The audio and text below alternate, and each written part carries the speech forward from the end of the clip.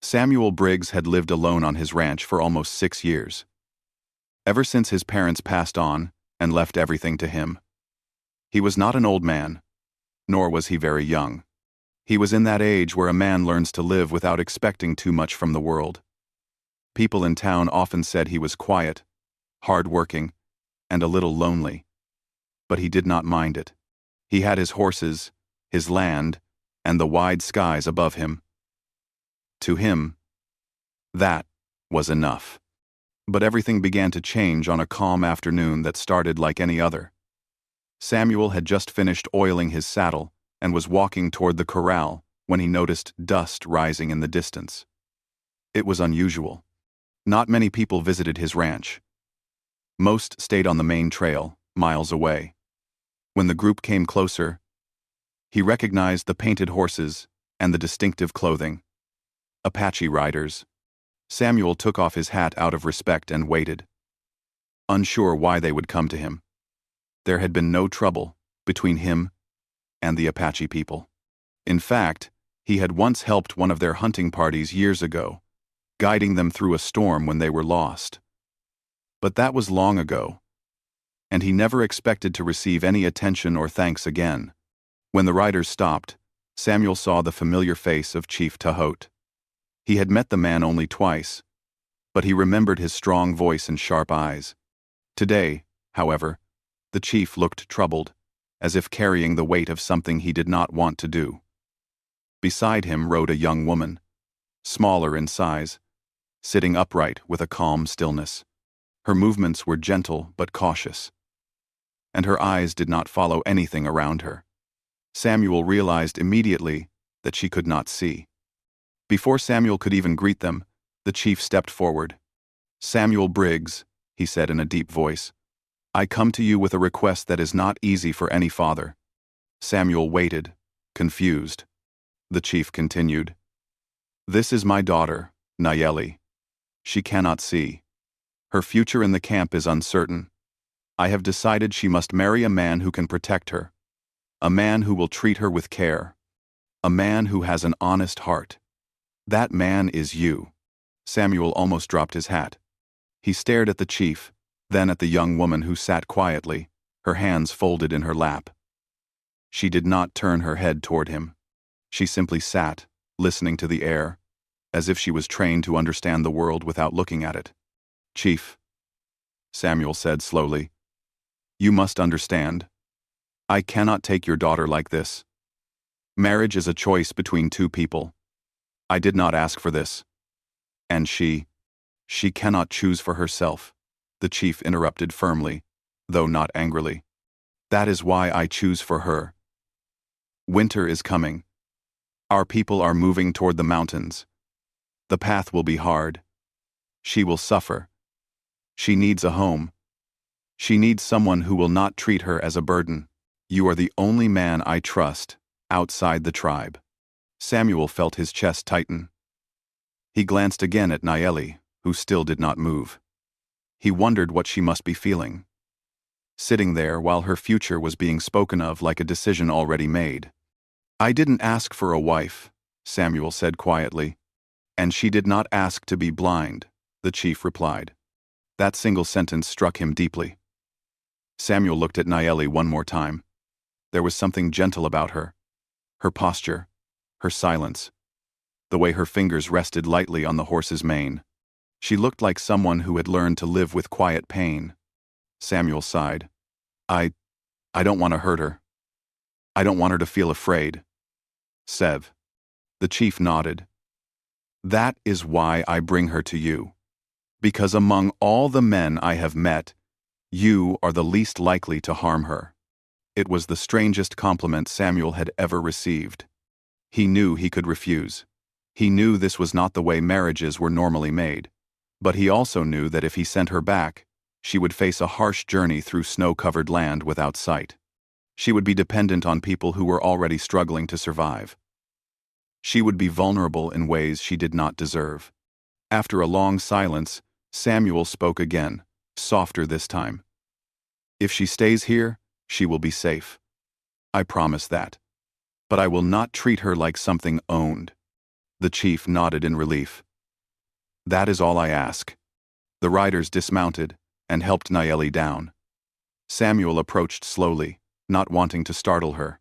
She sensed his steps by the sound of gravel under his boots and turned her head slightly toward him even though her eyes did not focus. I'm Samuel, he said gently. She nodded once, though she did not speak. Her voice, he would soon learn, was soft and careful, like someone who took her time with every word. Soon, the Apache riders left, leaving Nayeli standing beside Samuel on the open ranch. The moment felt heavier than the sky above them. She stood very still, unsure where to turn. Unsure if he would take her arm or leave her to figure it out alone. Samuel didn't want her to feel lost, so he spoke softly. The house is this way. There's a step in front, but I'll guide you. She reached out slightly, hesitant, until her hand met his. Her touch was light, almost unsure, as if she expected him to pull away. Instead, he held her hand gently and led her toward the house. She moved with small, careful steps, counting each shift in the ground beneath her feet. Inside, Samuel tried to make the place look welcoming, though it was just a simple ranch house. Wooden floors, a small kitchen, a single bedroom. He had never shared this space with anyone before, and now he wasn't even sure how to act. You can rest here, he said, guiding her to a chair. If you need anything, you can ask me. She nodded again but stayed silent. The first hour passed slowly. Samuel tried to give her space, but he couldn't stop glancing her way. She sat quietly, her hands folded neatly, her head slightly bowed. She seemed like a person trained to disappear into silence, so she would not trouble anyone. He finally walked over and placed a cup of warm tea in front of her. She reached forward, carefully, searching, until her fingers found the handle. Thank you, she said softly. Her first words to him. Her voice surprised him not because of its sound, but because it held trust, even in that tiny moment. Later, as evening approached, Samuel prepared a simple dinner. He didn't know if she liked it or not. She ate slowly, listening to the sound of his fork touching the plate, matching his speed like she was trying not to make a mistake. After dinner, he faced the hardest part. There was only one bedroom, one bed, and the barn outside was cold at night. You sleep here, he said at last. I'll take the barn. She lifted her head, confused. Why? Because you should be comfortable, he answered. Don't worry. I'll be fine. She wanted to reply but said nothing. Instead, she lowered her head again, accepting his decision. Samuel grabbed a blanket, jacket, and his lamp, then walked toward the barn. Before stepping out, he looked back and saw Nayeli sitting on the edge of the bed, feeling the fabric with slow, thoughtful hands. She looked lost and strong at the same time. He wished he could say something comforting, but words felt strange in his throat, so he simply nodded to himself and stepped out into the cool night air. Inside the barn, he lay on a pile of hay, staring up at the roof. He had never imagined his life would take such a strange turn. He had never planned for marriage or companionship. He never thought a blind Apache woman would be sleeping in his home, depending on him. He wondered if she was scared. He wondered what she thought of him. He wondered if her father had said everything to her before bringing her here. As he drifted to sleep, Samuel promised himself one thing. He would not let her suffer. Not in his home. Not under his care. He didn't know what the coming days would bring. But one thing was certain. His quiet life had changed forever the moment the chief arrived. And Nayeli, though silent and uncertain, had brought a new kind of responsibility he had never known before. The responsibility to protect someone who had no one else. Samuel woke early the next morning, long before sunrise, because he hadn't slept much in the barn. The hay was soft enough, and the air was cool, but not freezing. Still, his mind had stayed awake most of the night. Every time he closed his eyes, he kept imagining Nayeli sitting alone in his room, unsure of her surroundings, unsure of him, unsure of her own future. The thought made him restless. When he stepped outside the barn, he looked toward the house. A faint light glowed through the window. He felt a twist in his stomach. Was she awake already? Was she scared? Did she sleep at all? Samuel walked quietly to the house, careful not to make noise. When he opened the door, he saw her sitting exactly where he had left her hours ago, on the edge of the bed, hands in her lap, as if she had been waiting for permission to move. "You didn't sleep?" he asked softly. Her head turned toward the sound of his voice. "I rested a little," she said. "But everything here is new. I didn't want to move without knowing where things are." "You don't have to wait for permission," Samuel replied. "This is your home now. If you need anything, you can call for me." She nodded slowly, though he wasn't sure she believed him yet. He moved to the table and lit the lamp properly. "I'll make breakfast," he said. "If you're hungry." She hesitated. I can help." "You don't need to," he said, but she stood up anyway. "I want to learn the space," she whispered. "I don't want to be a problem." Her words hit him hard. How many times in her life had she been made to feel like a problem? How many times had she been protected, but never included? How many times had people spoken around her, rather than to her? Samuel guided her gently to the kitchen. He placed her hand on the counter. "This corner is safe. Nothing hot here. You can stay close and listen." She nodded and stayed still, her hands lightly touching the wooden surface for comfort. As he cooked eggs and warmed bread on the stove, she followed every sound carefully. The crackling fire, the clinking pan, the wooden spoon stirring. She was mapping the world without sight. After breakfast, Samuel walked her around the house, letting her touch the walls, the door frames, the table edges, the chairs. She moved slowly but with surprising confidence once she understood the layout. "This place feels different," she said softly. "It's quiet. Safe. It's your home," he repeated gently. She smiled faintly, though her eyes stayed unfocused. When he showed her the porch, a breeze brushed against her face. She inhaled deeply. "The wind feels different here. Softer." Samuel watched her, noticing how she tilted her head to listen to everything: the birds, the rustling grass, the nearby creek. She absorbed the world with senses he rarely thought about. Later, he brought her near the horses, stopping a safe distance away. The mare named Willow whinnied softly, sensing someone new. Nayeli took a deep breath but didn't step forward. "You can touch her," Samuel said, guiding her hand. Nayeli flinched when her fingers first brushed the horse's warm coat, but then she relaxed. She moved her hand slowly, feeling the gentle rise and fall of the animal's breath. Willow nuzzled her cheek softly, as if sensing her gentle nature. A small laugh escaped from Nayeli, a soft, surprised laugh that Samuel had not expected. It warmed the quiet morning. "She likes you," he said. "I can feel that," she replied. For the first time since she arrived, she looked peaceful. As the day passed, Samuel continued showing her around the ranch, explaining everything even if it seemed simple.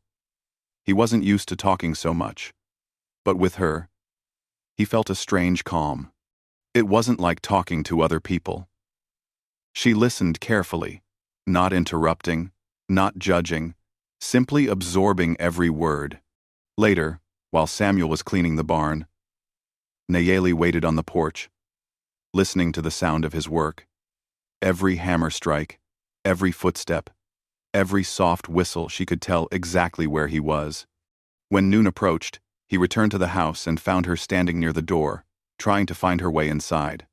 "You could have waited for me," Samuel said. She shook her head. "I want to learn. I don't want to depend on you for every small thing." "You don't have to rush," he said gently. "Take your time." But he still walked beside her into the house, letting her hover her hand near his arm without touching him directly. When they sat down for lunch, She finally asked something she'd been holding back. "Why are you being so patient with me?" she asked in a quiet voice. Samuel blinked. "Because you deserve patience." She looked confused. "Not everyone thinks so." "Well?" She sat silently for a few breaths, absorbing his answer like it was something she hadn't heard before. After lunch, clouds began gathering in the sky. By late afternoon, the wind had picked up, and thunder rolled across the plains. Samuel knew a storm was coming. He looked at Nayeli, who sat by the window, listening.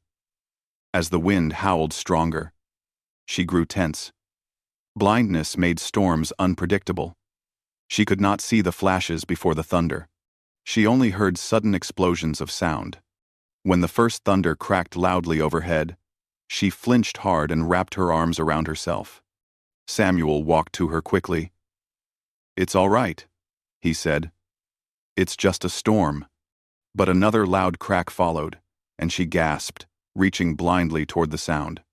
Samuel gently placed his hands on her shoulders so she knew where he was. "I'm here," he said softly. "You're safe." "No. No. No." She trembled slightly. "I can't see it coming. The noise, it feels like it's everywhere." "I know," Samuel answered. "But you're not alone." Another rumble passed, softer this time. She leaned forward, her forehead resting lightly against his shoulder. She wasn't seeking anything except comfort from someone nearby. Someone steady. Samuel stayed still, letting her know she didn't need to pull away. He kept his voice calm. "Just breathe with me. Slow. Like this." She followed his breaths, and slowly, her shaking eased. When the storm finally quieted, she stepped back, embarrassed. "I'm sorry," she whispered. "I didn't mean to." "You didn't do anything wrong," he said quickly. "Everyone gets scared sometimes." Her face softened with relief. The rest of the evening passed quietly. Samuel prepared supper, while Nayeli sat near the fireplace, warming her hands. He watched her from the kitchen. She looked so small near the large stone hearth, but there was strength in her posture. She had survived many things he didn't know about. After they ate, he helped her settle for the night. She moved more confidently now that she knew the room. When she sat on the bed, she held the blanket with both hands, as if grounding herself. "You're sleeping in the barn again?" she asked softly. "Yes," Samuel replied. She hesitated. "Is it cold there?" "A little," he admitted, "but I'm used to rough sleep. Don't worry about me." She nodded but didn't look convinced. He walked to the door to leave. Before stepping out, he glanced back. She wasn't sitting stiffly this time. Instead, she lay down slowly, tucking herself gently under the blanket. "Good night, Nayeli," he said. "Good night, Samuel." Her voice held a small warmth that hadn't been there the day before. When Samuel returned to the barn, he felt something different inside him. Something soft. Something protective. He was no longer thinking about the strange arrangement forced upon him. Instead, he was thinking about how she smiled when the horse touched her cheek, how she listened to every sound of the ranch, how she trusted him during the storm. He lay down in the hay, staring at the rafters. Nayeli wasn't just a responsibility anymore. She was becoming someone he cared about, someone he respected, someone he wanted to protect not because he was told to, but because he genuinely wished to. As sleep finally pulled at him, he knew tomorrow would not be the same as yesterday. Nayeli was learning his world, and he, quietly and unexpectedly, was learning hers. The days that followed the storm brought a quiet routine into Samuel's ranch, a rhythm that slowly shaped itself around Nayeli's presence. Samuel found himself speaking more often than he ever had, explaining small things, describing places she couldn't see, and guiding her without making her feel helpless. And Nayeli, in turn, began opening up in small, gentle ways, asking questions, smiling faintly when she understood something new, and listening to him with full attention.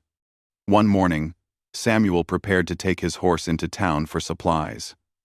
He paused at the doorway, unsure if he should leave her alone.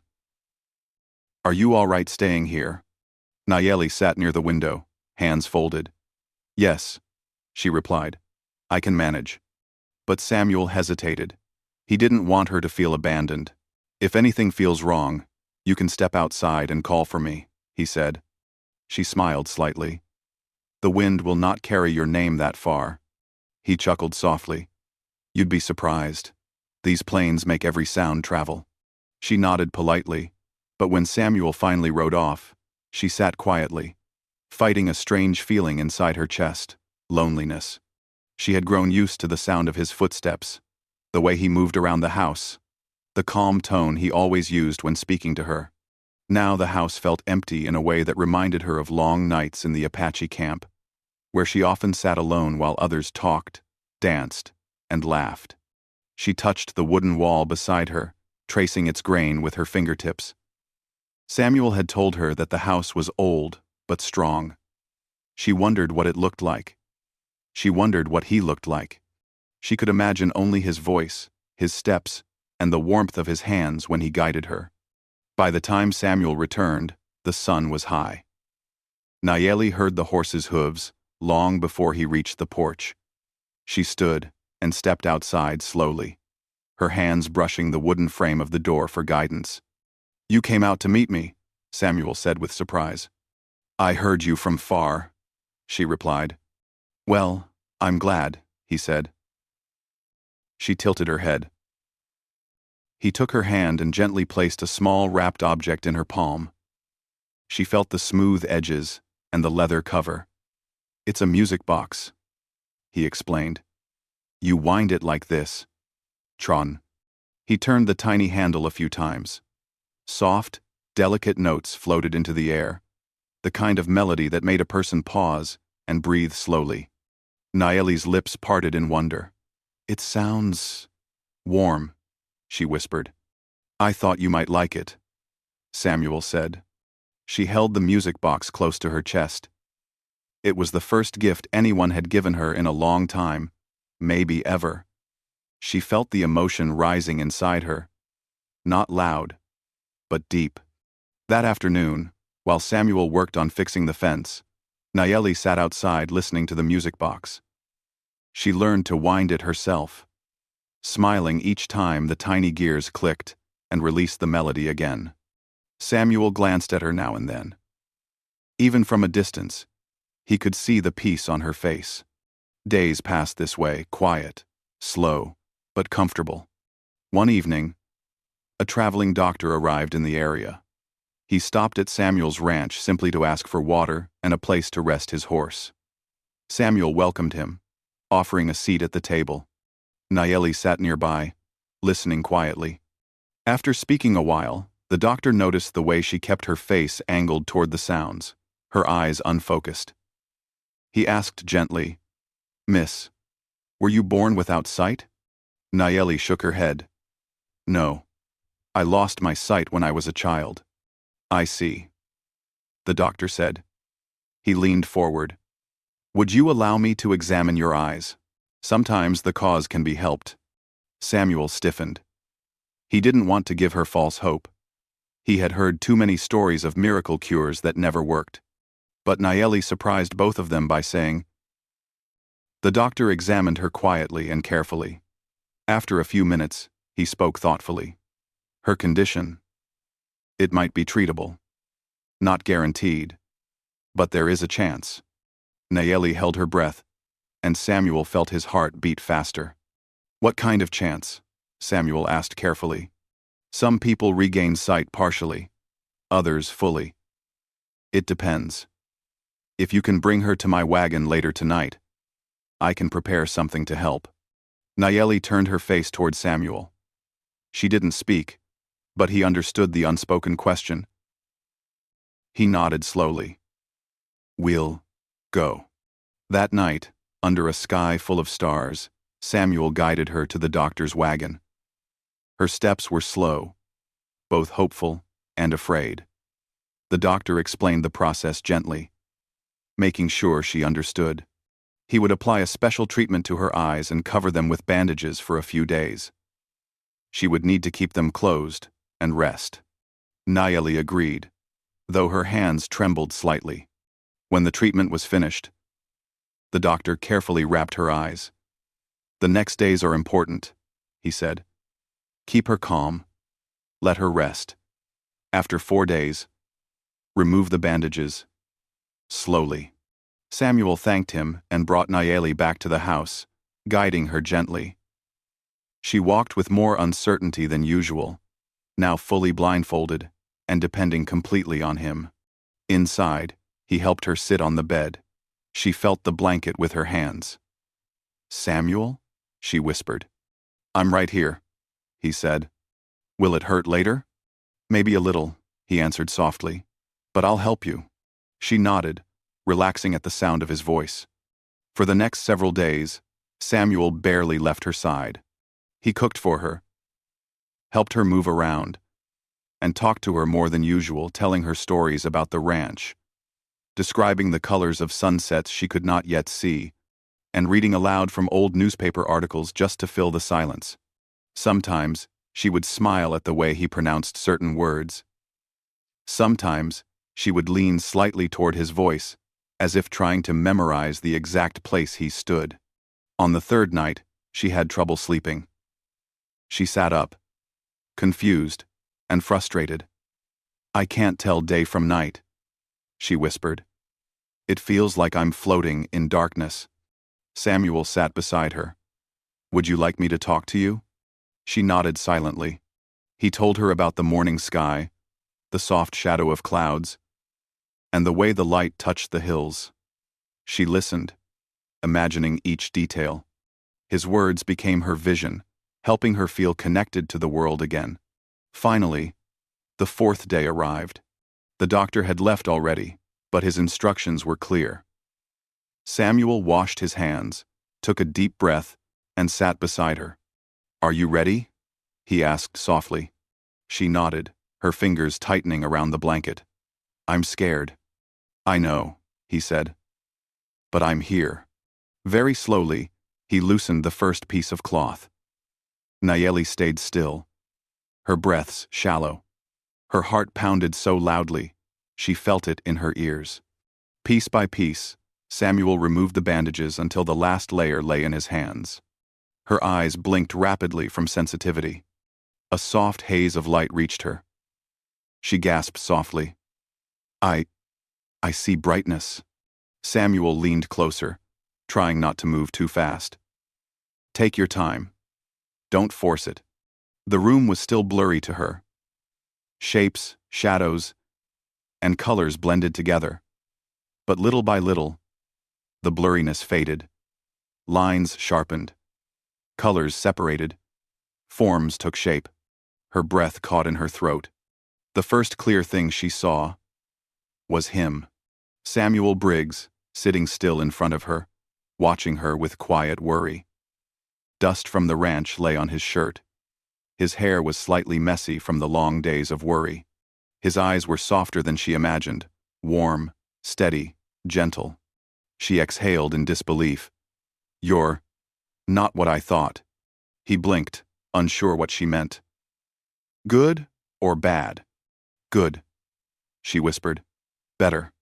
Something in Samuel's chest tightened, something deep, unfamiliar, but warm. Nayeli touched her own face, then his, her fingers brushing lightly over his cheek as if confirming he was real. Samuel stayed perfectly still, respecting her space, letting her explore this new world at her pace. "I can see you," she said, her voice trembling. "And I'm right here," he whispered. Tears filled her eyes, not of pain, but relief and awe. She looked around the room, amazed by the wooden walls, the window light, the blue sky outside. Everything felt overwhelming, but Samuel stayed beside her, grounding her. For the first time in her life, she saw the world not only through sound, but through sight. And the first face she clearly saw belonged to the man who had cared for her more gently than anyone else ever had. When Nayeli opened her eyes fully, and took in the world around her. Samuel felt something inside him shift, something he tried not to show on his face, even though it warmed his chest like a rising sun. He had never imagined he would be the first person she truly saw after so many years of darkness. And Nayeli, still blinking, still adjusting to light and color, kept her gaze fixed on him with a mixture of wonder, confusion, and something deeper, something she didn't know how to name yet. Her hands trembled as they rested on her lap. "You don't have to rush," Samuel said softly. "Your eyes need time." But she was not rushing. She simply couldn't stop staring at him. His worn shirt, his dusty boots, the faint lines on his face from working long hours under the sun, these small details made him real, in a new way. She had imagined his face many times through sound alone, but seeing him felt different. He was not just a voice anymore. He was a person with colors, features, and expressions. "You look strong," she murmured. Samuel shifted awkwardly. Compliments were not something he heard often. "Well," he stuttered, "the ranch keeps a man busy." She smiled, and for a moment, he forgot to breathe. Later, after she practiced walking around, touching the walls she could now see, and looking out the window at the sky she had only known from warmth and wind, Samuel cooked a small meal for both of them. She watched him move around the kitchen, fascinated by how much she had missed before. When he placed a plate in front of her, she paused, staring at the food. "It looks beautiful," she whispered. "I didn't know colors could feel so warm." Samuel sat across from her, watching as she examined every new detail. She picked up the fork slowly, as if afraid her vision would vanish again. "You'll get used to it," he said gently. "I hope so," she replied. "But even if the world stays confusing, I'm glad I get to see it here. With you." Samuel looked down, pretending to focus on his plate, even though his heart was beating harder than usual. In the days that followed, Nayeli learned quickly. She walked outside more confidently. She learned to brush the horses without help. She watched Samuel fix fences, chop wood, milk the cow, and feed the chickens. Now that she could see, she asked endless questions about the sky, the grass, the shape of clouds, the way shadows stretched at sunset.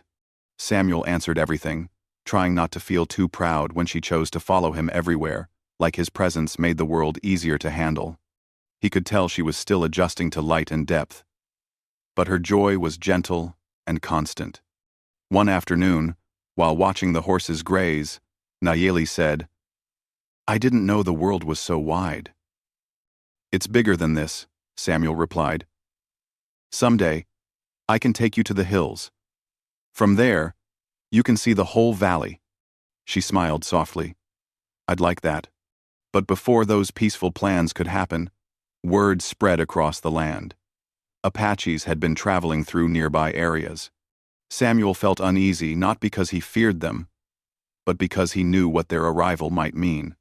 On the 5th day after Nayeli regained her sight, a familiar figure appeared at the end of the road. Chief Tahote, her father. He rode alone. Nayeli was sitting outside on the porch when she saw him. Her breath stopped. She gripped the wooden post beside her, uncertain what she felt: fear, hope, or confusion. Samuel stepped beside her, quiet and calm. "I'm not scared," she whispered. "I just don't know what he wants." When the chief reached them, he dismounted slowly. His eyes were full of emotion when he saw his daughter's uncovered face and bright, blinking eyes. "Nayeli," he said, his voice tight. "You can see." "Yes, father," she replied, stepping down from the porch. "I can." The chief turned to Samuel. "You did this?" Samuel shook his head. "A traveling doctor helped her. I only made sure she got the treatment." The chief nodded with a serious expression. Then he looked back at Nayeli, studying her carefully. "You look different," he said softly. "You stand differently now." I feel different," she answered. The chief was quiet for a moment before speaking again. I came because I must correct something. I forced you into this marriage. I feared for you, for your future. I thought I acted with wisdom, but perhaps I acted too quickly. Nayeli lowered her gaze, unsure where this was going. Her father continued, Now that you can see, you must be free to choose your own path. If you wish to return with me to our people, I will take you. If you choose to stay, I will respect that too. Samuel felt a cold wave wash through him, though he did not show it. He stepped back slightly, giving her space. He didn't want to influence her. He didn't want her to feel pressured. If she chose to leave, he would accept it, even though the thought made his chest tighten painfully. Nayeli looked at her father, then at Samuel. She studied the man who had cared for her gently, the man who never raised his voice, the man who slept in the barn just so she could have a safe place to rest. She remembered how he had held her hands during the storm, how he had guided her every step, how he had stayed awake many nights to comfort her when darkness confused her. Now she could see him clearly, his tired eyes, his unsure smile, his strong but soft presence. Her father took a slow breath. Think carefully, daughter. This choice will shape your life. She nodded, but her answer came without hesitation. I've already decided, she said. Samuel's heart paused for a moment. Nayeli stepped closer to him, standing at his side. Her voice was clear, steady, and filled with something new freedom. I choose to stay here, she said softly. With him. Samuel's breath shook quietly, though he tried to hide it. Her father's eyes widened slightly. You choose him? Even though you now see the world clearly? Nayeli nodded. I choose him because, when I was blind, he was my eyes. When I was afraid, he was my calm. When I had no voice, he listened. And when I had no choice, he treated me like a person anyway. Samuel lowered his gaze, overwhelmed. She turned toward him and gently took his hand, this time not to guide her, but to declare something.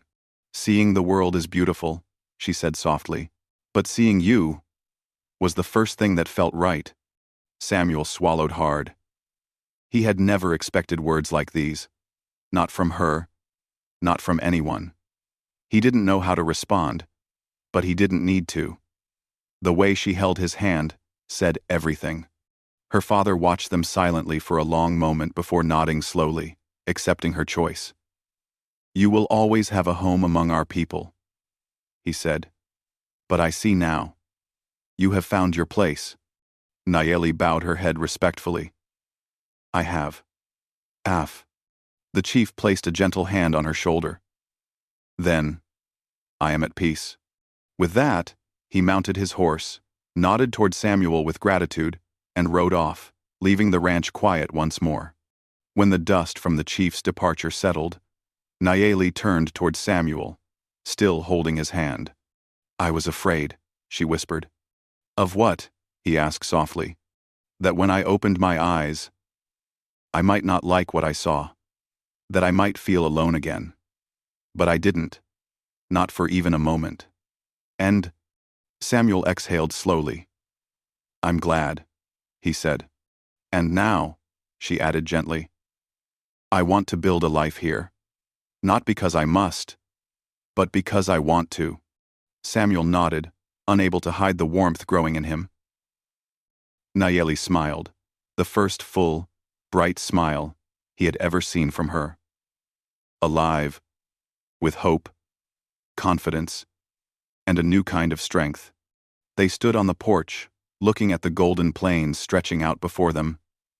She could see the sky now. She could see the horses. She could see the world opening up.